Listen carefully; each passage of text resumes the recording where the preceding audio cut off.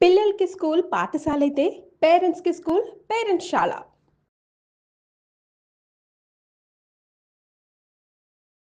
నమస్తే రమ్మగారు. నమస్తే జయ. రమ్మగారు, ఇటు 7 తరాలకి అటు 7 తరాలు కూర్చొని తిన్నా సరే తరగనంత ఆస్తులు సంపాదించాలి. చాలా మందికి ఈ ఆలోచన ఉంటుంది. అవునా కదండి? కదా! కొంతమంది నానా కష్టాలు పడి కాస్త ఎంజాయ్ చేస్తూ కొంత సేవ్ చేస్తారు. మన తర్వాత తరాలు కూడా తినాలని. కొంతమంది ఈ ఎంజాయ్‌మెంట్ కూడా ఉండదండి. ఏముండదు. మనం ఒక్కరం ఈ జనరేషన్ మనం కష్టపడితే తర్వాత వచ్చి ఒక 7, 8 తరాలు హ్యాపీగా చక్కగా అనుభవిస్తారనే ఆలోచనలో కొంతమంది ఉంటారు. నాకు అనిపిస్తది ఇప్పుడు మనం ఎంజాయ్ చేయకుండా వాళ్ళ కోసం దాచి దాచి పుట్టుకుని మనకేదన్నా అయితే ఒకవేళ నువ్వు ఎంజాయ్ చేస్తావు అయినా దాస్తావు, ఆ! అప్పుడు ఎంజాయ్ చేసి దాస్తే కొంచెం పర్వాలేదేమో అని నాకు అనిపిస్తది. అంటే ఇప్పుడు ఇంత కష్టపడుతున్నందుకు మనకు ఒకటే జీవితం కదా! తర్వాత ఏమవుతుందో మనకు తెలీదు కదా! ఈ జీవితంలో మనం కూడా కొంత ఎంజాయ్ చేయాలి కదా! ఆనందించాలి కదా! మరీ కట్టేసుకొని అన్నీ స్ట్రిక్ట్‌గా ఉండి ఎక్కడికి వెళ్ళకుండా, ఏమి తినకుండా, ఏమి పెట్టుకోకుండా అది తప్పు. అది తప్పు కాదు. నువ్వు ఇప్పుడు హాయిగా ఉంటావు, ఎక్కడి నుంచి దొరికితే అక్కడ ఎవరిని అణిస్తే వాడిని అట్లా అణచి. చేయకూడదు. మరి అదేగా జరుగుతుంది. అణిచి కాదు, అణచకుండా ప్రాపర్‌గా. జయ, అణచకుండా నీకు ఎక్కువ డబ్బు ఎలా వస్తుందో చెప్పమ్మా. ఎవరిని తరాలకి సంబంధించి అయితే కష్టం. ఎవరిని అణచకుండా, ఎవరికి ద్రోహం చేయకుండా, ఎక్కడా ఎక్స్‌ప్లాయిట్ చేయకుండా డబ్బులు రావమ్మా. కష్టం. కష్టం. ఏదో వస్తుంది ఒక మాదిరిగా. మన పని మనం చేసుకున్నాం, ఉద్యోగం చేసుకుంటాము, వస్తుంది. అది మనకు సరిపోయి మన పిల్లలకు కూడా సరిపోతుంది. 30 తరాల దాకా సరిపోవాలంటే 300 మందిని ముంచితే గానీ 30 తరాలు గడవిక. కానీ అలానే ఉన్నారు కదరా. అలాగే ఉన్నారు. కోట్లు కూడబెట్టే వాళ్ళలో నీకు వ్యాపార సామ్రాజ్య విస్తరణ జరుగుతుంది చూసావా. వీళ్ళ మీద, ఒక ఫ్యామిలీ మీద కొన్ని వేల మంది జీవితాలు ఆధారపడి ఉంటాయి. వాడు కూడబెట్టచ్చు, మనం వాడిని తప్పట్టకూడదు. వాడు ఒక్కడే ఎంజాయ్ వాడు పిచ్చగా ఎంజాయ్ చేసేస్తూనే ఉంటాడు. చేసేస్తూ ఎన్నో వేల కుటుంబాలకి బాసటగా ఉంటారు. ఉన్నాయి అట్లా వ్యాపార సామ్రాజ్యాలు లేవు ఉన్నాయి. వాడిని మరి అంత తప్పటక్కర్లా. ఇంకొంతమంది ఉంటారు, ఎవరికి ఏమీ పెట్టేది ఏమి ఉండదు. ఆ ఇంట్లో ఉన్న 10 మంది 8 మంది వాళ్ళ దగ్గర పనిచేసే ఒక 5, 6 అంతే. ఇక వీడు అక్కడ 100 ఎకరాలు, ఇక్కడ 1000 ఎకరాలు, అక్కడ 500 రకాలు, అక్కడో మేడ ఇక్కడో మేడ, ఏమిటేమిటో చేస్తారు. పుసుకున అర్ధరాత్రి హార్ట్ అటాక్ వస్తుంది. నిద్రలో వాడు మూలిగాడో ముక్కాడో కూడా భార్యకి తెలీదు. తెల్లారేసరికి చచ్చిపడి ఉంటారు. అంతే అంతే. ఈ ఇల్లు ఇన్ని కోటలు మేడలు మిద్దెలు ఎవరి కోసం? ఏం చేస్తారు వీళ్ళంతా? ఇలాంటి వాళ్ళు ఎంతమంది ఉన్నారమ్మా. పూర్వకాలం కూడా రాజులు ఇలా వాళ్ళు ఉన్నారు. అవును. ఒక మంచి కథ చెప్తాను చూడు దీని మీద. ఓ చెప్పండి. ఇలాంటి టాపిక్స్ మీద ఎన్ని కథలు ఉన్నాయో జయ. ఇది ఇప్పుడు సంపాదించద్దని కాదు, మేడలు మిద్దెలు ఏర్పరచుకోవద్దని కాదు, దానికోసం ఇతరులని పిండద్దని. నువ్వు ఎంత సంపాదించినా నీ లైఫ్ స్పాన్ భగవంతుడు సాధారణంగా 100 ఏళ్ళు మంది. నీ ఆరోగ్యము, నీ అనారోగ్యము, నీ జబ్బు, నీ తాలూకు గ్రహస్థితులతో అది 30 కావచ్చు, 10 కావచ్చు, 10 కావచ్చు, 30 కావచ్చు, 40 కావచ్చు, 50 కావచ్చు, 60 కావచ్చు. రేపొద్దున గృహప్రవేశం అయితే ఇవాళ సాయంత్రం కూడా నువ్వు పరలోకగత అవ్వచ్చు, చెప్పలేం మనం. తాపత్రయం ఎందుకు? హాయిగా ఉండు, నీతో పాటు ప్రజలు కూడా ఉండి హాయిగా. ఎవరిదో లాగేసుకోవాలని ఎందుకు అనుకుంటారు? నువ్వు ఎంత లాక్కున్నా నీకు 1000 ఏళ్ల జీవితం రాదే. అంతేగా. నీకున్న రాయబడిందే, భగవంతుడు ఇచ్చింది 100, అందులో నువ్వు తగలబెట్టుకున్నది ఎంతో. అది ఏ రోజో తెలీదు. బస్ ఎక్కి దిగని వాళ్ళు కనపడుతున్నారు, రైలు ఎక్కి దిగరు, విమానం ఎక్కి దిగలేరు, ఇంట్లో పడుకుని నిద్ర లేవలేరు, బాత్రూంలో నుంచి బయటికి రాలేరు. ఇది ప్రస్తుత కాలం. ఇప్పుడు జిమ్కి వెళ్ళి కూడా తిరిగి రాలేని వాళ్ళని ఎంతమందిని చూసామో మనం కదా. ఎందుకు వచ్చింది? ఇందులో ఏదైనా సహాయం చెయ్యి, కనీసం జీవన సాఫల్యాన్ని పొందు. నువ్వు ఎంత కూడబెట్టావని కాదు, నీతోటి ఏదొచ్చిందో నువ్వు పోయాక కూడా నీ మంచి ఏదైనా మిగిలితే అది నీది. నువ్వు పోయాక ఆస్తులు మిగిలితే అది నీది కాదు. ఏమంటారు మనవలు, ముని మనవలు, మా తాత ఇక్కడ 150 కొన్నాడు, ఆ 10 కూడా కొంచెచ్చాడు కాదు పాడువాడు అని తిడతారు. మా తాత ఎంత బాగా కొన్నాడు అని అనరు. ఇంకా అదేదో చేయలేదు, ఇదేదో చేయలేదు, అమావాస్య నాడు అట్టెట్టావా, పున్నన్నాడు పప్పేసావా అంటారు. అంతకంటే ఏముంది? అన్నీ చేశాడు కానీ మా తాత కొన్ని తెలివి తక్కువ పనులు చేశాడు. దీనికే నువ్వు సంపాదించింది అదే కదా. ఇంత సంపాదన. ఆలోచించద్దు, ఆలోచించండి. ముని మనవాళ్ళ పెళ్లిళ్ళకు కూడా మంగళసూత్రాలు చేయించి ముందు పెట్టుకోవాలనుకుంటారు.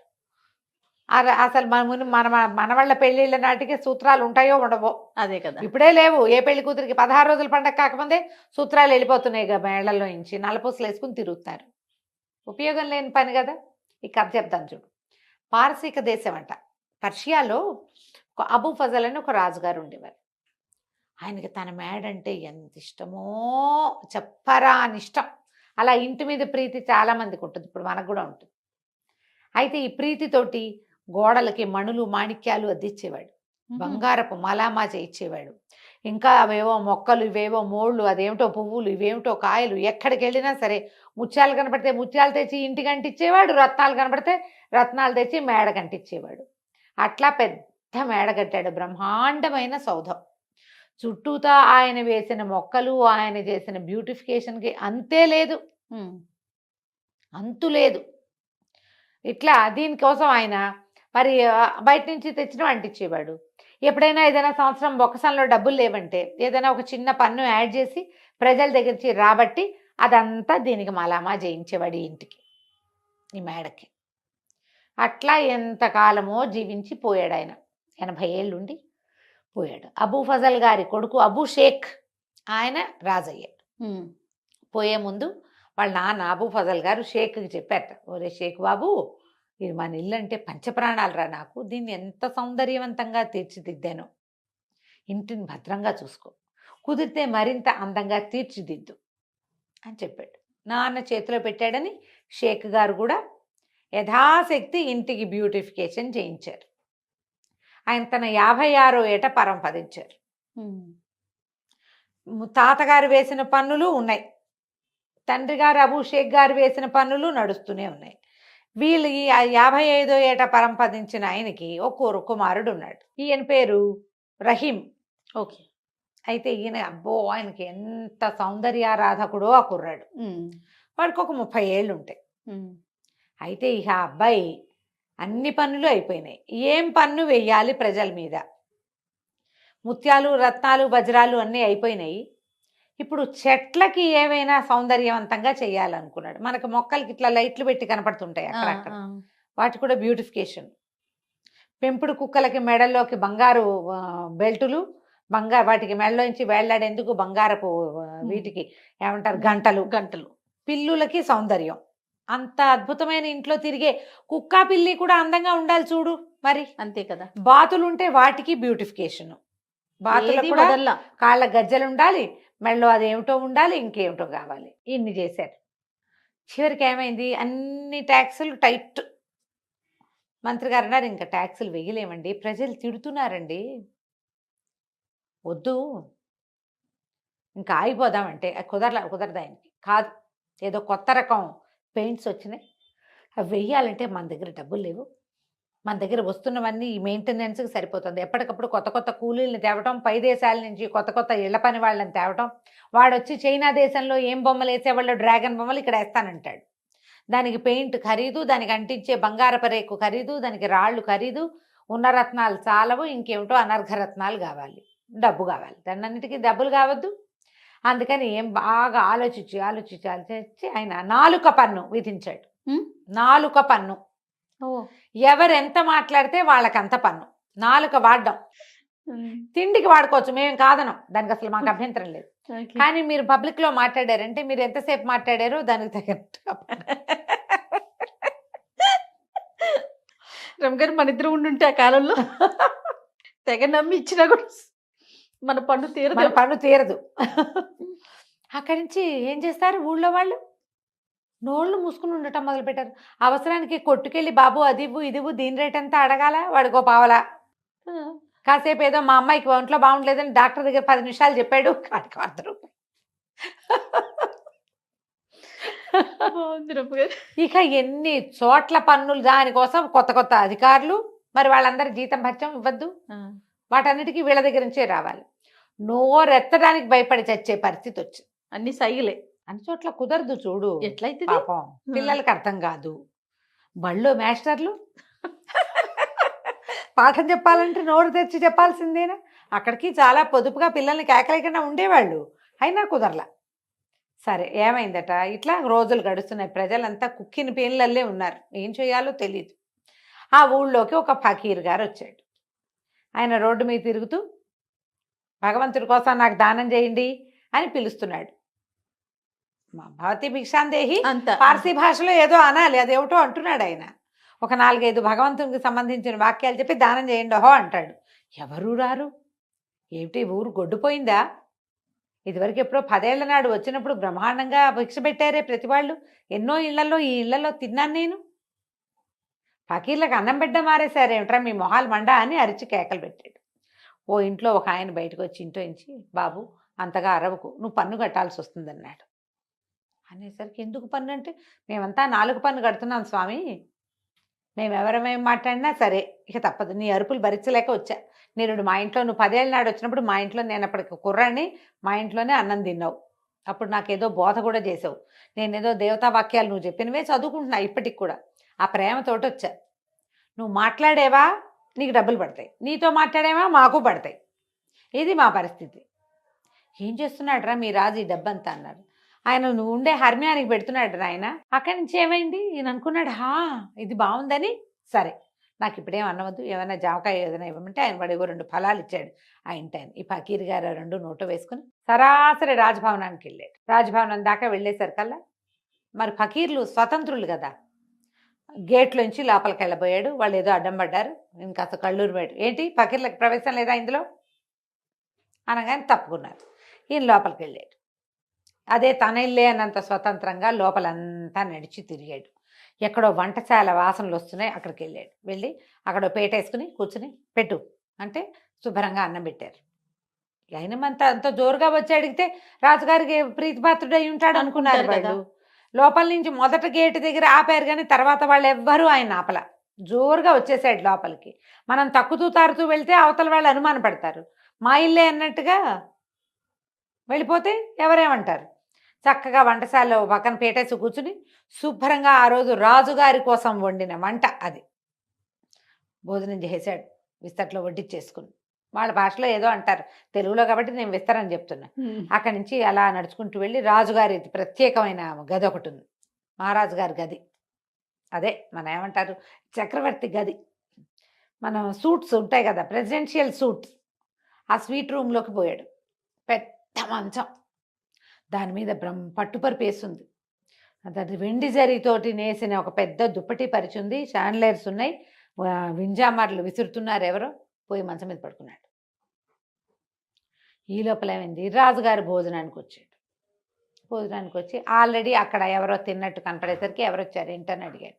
ఎవరో ఒక ఆయన ఫకీర్ వచ్చాడండి, ఆయన వడ్డించమన్నాడు, వడ్డించేసామంటే ఎవర్రా అంటే ఎవరు తీసుకొచ్చారంటే ఆయనే వచ్చాడు. ద్వారపాలకులను అడిగితే ఆయన అంతటా ఆయనే లోపలికి వచ్చేసాడు. లోపలికి వచ్చాడు, భోజనం చేశాడు. ఆయన ఎక్కడున్నాడంటే మీ సూట్లో పడుకున్నాడు. ఈయన చకచక అక్కడికి వెళ్ళాడు. వెళ్తే మంచం మీద హాయిగా కాళ్ళు బాగా చాపుకొని చేతులు ఇట్లా పైకి పెట్టుకుని, చంటి బిడ్డలు పడుకుంటారు కదా అట్లా 2 చేతులు పైకి కాళ్ళు ముందుకి పెట్టి పడుకుంటారు. అట్లా నిద్రపోతున్న ఫకీర్ని చూశాడు. దగ్గరికి వెళ్ళాడు. ఏమనాలో తెలియలే, ఏదో అందామనిపిస్తోంది, కానీ ధైర్యం చాలటల్లా. ఫకీర్లని వాళ్ళని అంతంత ఏం పెద్ద మాటలు మాట్లాడలేదు కదా. ఆయన కళ్ళు తెరిచి చూశాడు. ఏరా అన్నాడు. ఈయన అన్నాడు, రాజుగారు బాబు నిద్ర బాగా పట్టిందా? పట్టింది. బాగా భోజనం బాగా కుదిరిందా? కుదిరింది. బాగా చక్కగా మా మందిరం అంతా చూశారా? చూశారు. ఎందుకు బాబు ఇక్కడికి వచ్చారు? మీలాంటి ఫకీర్లకి బ్రహ్మాండమైన సత్రాలు కట్టించామే మేము ఊళ్ళోను. హాయిగా అక్కడ మీరు సుఖంగా ఉండొచ్చు, మీ బోటి వాళ్ళు చాలామంది ఉంటారు. ఇక్కడికి ఎందుకు వచ్చారండి? ఈ ఇల్లు ఎవరు కట్టారా అన్నాడు ఆయన. మా తాత అండి. మీ తాత ఎన్నేళ్ళు ఉన్నాడు? మా తాత 80 ఏళ్ళు వచ్చేదాకా బతికాడండి. తర్వాత ఎవరు వచ్చారు అన్నాడు. మా నాన్న వచ్చాడండి ఈ బిల్డింగ్లోకి. ఇది మేముండే ఇల్లు అని చెప్తున్నాడు. ఇది మేముండే ఇల్లు, నువ్వు అక్కడ ఉండాలి కదా అన్నాడు. అందుకే చెప్తున్నాడు అనమాట. మీ నాన్న ఎన్నేళ్ళు ఉన్నాడు? 55 ఏళ్ళు. మరి నువ్వెన్నేళ్ళు ఉంటావురా అన్నాడు. ఇప్పుడు నాకు 30 ఏళ్ళు అండి, నేను ఎన్నాళ్ళైనా ఉంటాను, ఎన్నాళ్ళు ఉంటా, నాకు ఎంత టైం ఉందో అన్నాళ్ళు ఉంటా. మరి ఇప్పుడు ఇది కూడా సత్రమేగా. సత్రం అంటే ఏమిటి? ఎవరైనా వచ్చి ఉండి వెళ్ళిపోవచ్చు అంతే. నువ్వు ఇప్పుడు వచ్చావు, ఉన్నావు, వెళ్ళిపోతావు. వెళ్ళిపోకుండా ఇక్కడ కూర్చుంటావా నువ్వు? ఇది సత్రమే. నేను ఇదే సత్రం అనుకున్నా. ఎందుకంటే మీ తాత కట్టాడు, వెళ్ళిపోయాడు. మీ నాన్న దీన్ని పెంచాడు, వెళ్ళిపోయాడు. నువ్వు పెంచుతున్నావు, వెళ్ళిపోతావు అంతే. సత్రం ఇది. అందుకే వచ్చా లోపలికి. గటక్కుమంది రాజుకి. నిజం కదా? అంతేగా. ఇప్పుడు ఓ చించుకుని నేను వాళ్ళవి వీళ్ళవి నాలుక పనులేసి వాళ్ళ నాలుకలు కత్తిరించి ఈ గోడకి మలామా చేసిన నా టైం ఎన్నాళ్ళో నేను అంతే కదా ఉంటాను. వెళ్ళిపోతావు కదా. ఈ లోపల నేను రోజుకు ఒకసారైనా తింటాను, లేదా 2 సార్లైనా తింటాను, అంతేగా. నా పొట్ట ఎంత ఉంది అంత పొట్ట. దీనికి 1/2 గ్లాస్ బియ్యము, పావు గిద్దెడి పప్పు చాలు. 10 సార్లు తినవు. ఎవ్వడు 10 మాటలు తినేవాడు లేడు. 10 సార్లు నిద్రపోవు. రోజుకు 2 మాటలు భోజనం, 1 మాట నిద్ర అనే కదా. అంతే. రోజుకు ప్రతివాడికి ఉండేది 24 గంటలేగా. ఎందుకురా ఇంత తాపత్రయం? జనాల దగ్గర నుంచి అంతంత సొమ్ము వసూలు చేసి ఈ రకంగా ఈ ఇంటిని పెంచుతున్నావు. నువ్వు ఉండేది ఎన్నాళ్ళు? ఇది సత్రం. నీ తర్వాత ఇంకోటి వస్తాడు ఇక్కడికి. వాడెన్నాళ్ళు ఉంటాడో వాడికి కూడా. పోనీ నీకు తెలుసా? ఇప్పుడు నేను భగీర్ని, నేను సత్రంలోకి వెళ్ళా, సాయంత్రం వెళ్ళిపోతా, నాకు తెలుసు. నువ్వు చెప్పు, నువ్వు ఎప్పుడు వెళ్ళిపోతావా ఇక్కడి నుంచి? తెలియని దానికి, ఉండని దానికి ఎందుకు ఇంత? రాజుగారు చాలా నాలుగు ఖర్చుకున్నాడు. ఏమిటి మా నాన్న తాత తెలుసుకోలేదు ఇది? నాకు జ్ఞానోదయం అయిందని 4 పన్ను మానేశాడు. ఆ తర్వాత ఈ ఇల్లు బ్యూటిఫికేషన్ కోసం జనాల దగ్గర నుంచి వసూలు చేసే పన్నులన్నీ మాన్పించేశాడు. ఇంకేం చేయలే. ఇల్లు ఉన్నట్టుగా ఉంచుకున్నారు. పన్నులు తగ్గిపోయేసరికి ప్రజలు స్వచ్ఛందంగా రాజుగారి ఇంట్లో పనిచేయడానికి, రాజుగారి గోడలు తోడవడానికి వచ్చేవాళ్ళు. వాళ్ళని ఇంత బిగిచ్చేయకుండా ఉంటే ఫ్రీగా పనిచేస్తారు. వాళ్ళు నీతో మమేకంగా ఉంటారు. ఆ తర్వాత ఆ రాజ్యం పర్షియా దేశం చాలా సుభిక్షంగా ఉండేదట. రాజుగారు ఎందుకంటే ఈ డబ్బులన్నీ తన మేడకు పెట్టుకోకుండా ప్రజల మీద ప్రజల దగ్గర చిన్న పన్ను వసూలు చేయటం, వాళ్ళ అవసరానికి వాళ్ళకి వాడడం. అందులో తన అవసరం కూడా ఒకటే తప్పిస్తే తనదే మెయిన్ అవసరం కాదు. ఈ సంపాదించుకునే వాళ్ళంతా అందరి దగ్గర నుంచి లాక్కునేవాళ్ళు, తన పరా భేదం లేకుండా ప్రతి వాళ్ళ నోళ్ళు కొట్టేవాళ్ళు. మన బతుకు చాలా అశాశ్వతమని, ఒక్క క్షణం తర్వాత మనం ఏమిటో మనకు తెలియదని కొంచెం లోపల జ్ఞానాన్ని పెంపొందించుకుంటే ఇంత దాడులు ఉండవమ్మా. ఇంత ఒకడికే ఆస్తి ఉండటం అలాంటివి ఉండవు. పూర్వకాలం నుంచి వస్తూనే ఉన్నాయి కథలు. జ్ఞానోదయం అవదంతే మనకి. అంతే. పుసుకుని పోయాక జ్ఞానోదయం అవుతుంది. ప్రేతానికి జ్ఞానోదయం అయినా ప్రయోజనం లేదు కదా. బతికుండగానే జ్ఞానోదయాలు పెంచుకోండి తండ్రి. కాస్త మిగిలిన వాళ్ళని కూడా బతకనియండి. తప్పకుండా. కథ కంచికి మనం ఇంటికి. 4 పన్ను మాత్రం చాలా బాగుంది రామగారు. నమస్తే అండి. నమస్తే.